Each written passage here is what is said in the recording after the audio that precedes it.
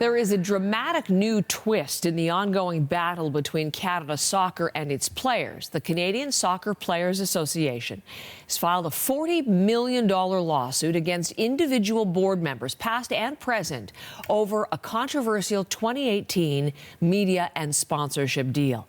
John Molinaro is with me this morning for our coverage of all of this, and he's going to give us all the facts and details for us. Number one, the lawsuit, $40 million. What is the issue here? What is it all about? Yeah, it's a long-standing issue, Heather, dating back to 2018 when Canada Soccer signed an agreement with a company called Canadian Soccer Business. So essentially, CSB gives Canada Soccer a guaranteed revenue stream of about $3 to $4 million over the length of the deal, which is a 10-year deal. And there's also an ability for CSB to extend the deal another 10 years. So Canada Soccer gets guaranteed income from CSB to $3 million a year.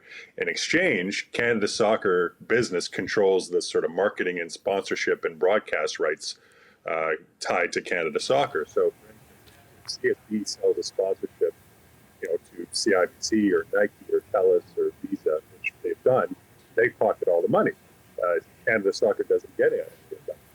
Now, the downside of that is that while Canada Soccer gets a guaranteed revenue from CSB each year, the Canadian Soccer women's team feels that, this sort of agreement is really sort of robbing, its program of some valuable dollars because, it's not seeing the funding going directly into the program. It's going into the CESB's coffers.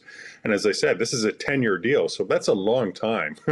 And there's the possibility to extend it another 10 years. So the women feel that this deal is one of the reasons why Canada Soccer is in such, financial peril and why their program is really suffering the consequences financially. Let's talk about that in terms of the impact of this when they didn't feel they got sufficient revenues as part of this deal. What do they feel was the negative impact for the program? Well, you'll see it in that it's really sort of put a cash crunch on Canada Soccer because they don't have as much revenue coming in had they retained the right to sell their own media rights and commercial inventory. And so without that extra money coming in, it plays into effects in terms of, Canada Soccer not properly funding, training camps for both the men's and the women's team, youth development programs, stuff like that. So it's really, the players who are kind of feeling the financial pinch of this in the long run. And the ability. Okay, and the ability of the national program, I guess. Let me ask you as well. So in targeting those individual board members, past and present, any sense of what the thinking is there, John? Yeah, it's an interesting one. I think it's more along the lines of, just sort of holding them responsible as opposed to Canada Soccer. It's, the players have a long-standing feud with Canada Soccer.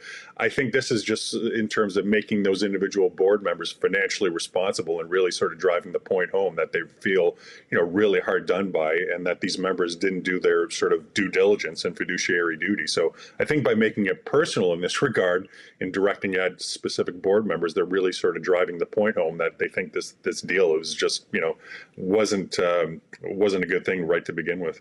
Okay. And all happening as the CONCACAF Gold Cup begins. John, we'll have you back to talk about that, the actual game. Wanted to focus on what's going on off the pitch with you this morning. Thank you for everything, John Molinaro, as always. No problem, Heather.